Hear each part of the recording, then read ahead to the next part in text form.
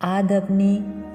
جسمانی صورت و غرور میں ایسے چمکے کہ انہوں نے ایک اللہ کو بالکل بھلا دیا اور اپنے ہاتھوں کے بنائے ہوئے بتوں کو اپنا معبود بنا کر ہر قسم کے شیطانی اعمال بے خوف کرنے لگے۔ تب اللہ تعالیٰ نے انہی میں سے ایک پیغمبر حضرت ہود کو بھیجا۔ انہوں نے اپنی قوم کو اللہ کی توحید اور اس کی عبادت کی طرف دعوت دی اور لوگوں پر ظلم و زور کرنے سے منع فرمایا، مگر عاد نے ایک نہ مانی۔ ان کو سختی کے ساتھ جھٹلایا اور غرور اور گھمنڈ کے ساتھ کہنے لگے، ہم میں سے زیادہ کون قوت میں آگے ہے؟ آج دنیا میں ہم سے زیادہ شوکت و جبروت کا کون مالک ہے؟ مگر حضرت ہود علیہ السلام لگاتار اسلام کی تبلیغ میں لگے رہے۔ وہ اپنی قوم کو اللہ کے عذاب سے ڈراتے اور غرور و سرکشی کے نتیجے کو بتا کر نوح کی قوم کے واقعے یاد دلاتے اور کبھی ارشاد فرماتے،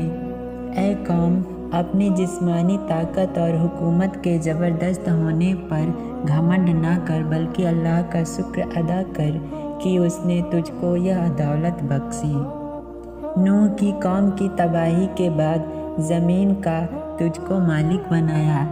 موت و زندگی، نفع نقصان سب ایک اللہ ہی کے ہاتھ میں ہے۔ اے قوم کے لوگوں، مانا کہ تم سرکشی اور اس کی نافرمانی میں مبتلا رہے ہو، مگر آج بھی اگر توبہ کر لو اور باز آ جاؤ تو اس کی رحمت پھیلی ہوئی ہے اور توبہ کا دروازہ بند نہیں ہوا ہے۔ اس سے مغفرت چاہو، وہ بخش دے گا،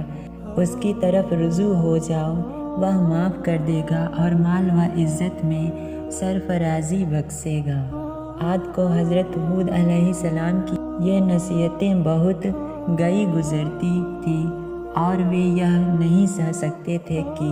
ان کے خیالوں، ان کے عقیدوں اور ان کے کاموں، غرض یہ کہ ان کے ارادوں میں کوئی آدمی رکاوٹ پیدا کرے، ان کے لیے مہربان نصیحت کرنے والا بنے۔ اس لیے انہوں نے یہ رویہ اپنایا کہ حضرت ہود علیہ السلام کا مذاق اڑایا، ان کو بیوقوف سمجھا اور ان کی معصومیت بھری حق والی سچائیوں کی تمام یقینی دلیلوں اور مثالوں کو جھٹلانا شروع کر دیا اور کہنے لگے،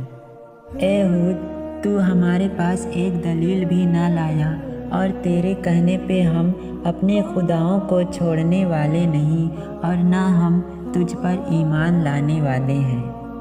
اور ہم اس ڈھونگ میں آنے والے نہیں کہ تجھ کو خدا کا رسول مان لے اور اپنے خداؤں کی عبادت چھوڑ کر یقین کر لیں کہ وہ بڑے خدا کے سامنے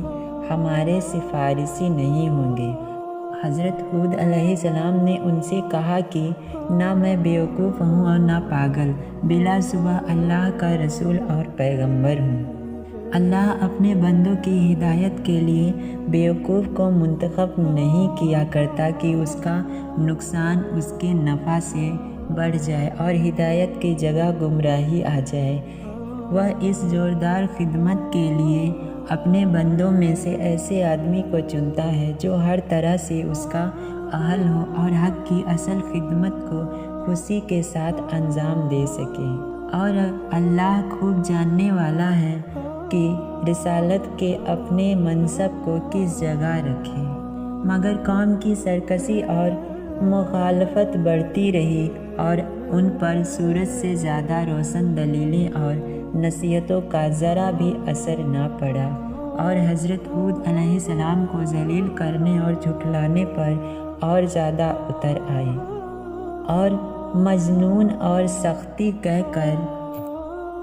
اور زیادہ مذاق اڑانے لگے اور کہنے لگے، اے ہود، جب سے تو نے ہمارے بتوں کو برا کہنا اور ہم کو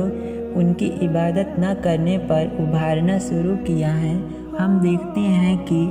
اس وقت سے تیرا حال خراب ہو گیا ہے اور ہمارے خداؤں کے بددعا سے تو پاگل اور مجنون ہو گیا ہے، تو اب ہم اس کے علاوہ تجھ کو اور کیا سمجھیں؟ ان کی اس گستاخی بھری ضرورت اور ہمت سے یہ خیال ہو چلا تھا کہ اب کوئی آدمی ہود علیہ السلام کی طرف دھیان نہ دے گا اور ان کی باتوں کو توجہ سے نہ سنے گا۔ حضرت ہود علیہ السلام نے یہ سب کچھ نہایت صبر اور ضبط سے سنا۔ ان سے یوں بولے کہ ان بتوں میں نہ یہ قدرت ہے کہ مجھ کو یا کسی کو کسی قسم کی کوئی بھی برائی پہنچا سکتے ہیں۔ اگر ان میں ایسی کوئی قدرت ہے تو وہ مجھ کو نقصان پہنچانے میں جلدی سے کوئی قدم اٹھائیں۔ میں اپنے اللہ کے فضل و کرم سے عقل رکھنے والا اور سوجھ بوجھ رکھنے والا ہوں، سوچنے سمجھنے کا مالک ہوں اور حکمت اور دانائی کا حامل۔ میں تو صرف اپنے اللہ ہی پر بھروسہ کرتا ہوں اور اسی پر پورا یقین رکھتا ہوں جس کے قبضے و قدرت میں کائنات کے تمام جانداروں کی پریشانیاں ہیں۔ جو زندگی اور موت کا مالک ہے وہ ضرور میری مدد کرے گا اور ہر نقصان پہنچانے والوں کے نقصان سے بچائے رکھے گا۔ حضرت ہود علیہ السلام نے ان کی لگاتار بغاوت اور سرکشی کے خلاف یہ اعلان کر دیا کہ اگر قوم عاد کا یہی رویہ رہا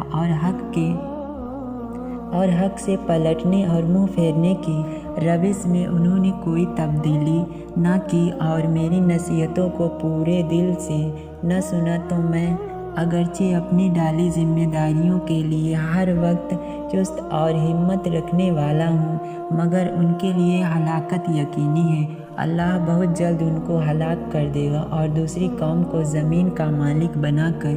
ان کی جگہ قائم کر دے گا اور بلا شبہ وہ اللہ تعالیٰ کو ذرہ برابر بھی نقصان نہیں پہنچا سکتے۔ وہ تو ہر چیز پر قدرت رکھنے والا اور ہر چیز کی حفاظت کرنے والا اور نگہبان ہے اور پوری کائنات اس کی قدرت کی مٹھی میں ہے۔ اے قوم، اب بھی سمجھ اور عقل و ہوش سے کام لے۔ نوح علیہ السلام کی قوم کے حالات سے عبرت حاصل کر اور اللہ کے پیغام کے سامنے سارے نیاز جھکا دے ورنہ قبضہ و قدر کا ہاتھ ظاہر ہو چکا ہے اور بہت قریب ہے وہ زمانہ کہ تیرا یہ سارا غرور اور گھمنڈ خاک میں مل جائے گا اور اس وقت شرمندگی سے بھی کوئی فائدہ نہ ہوگا۔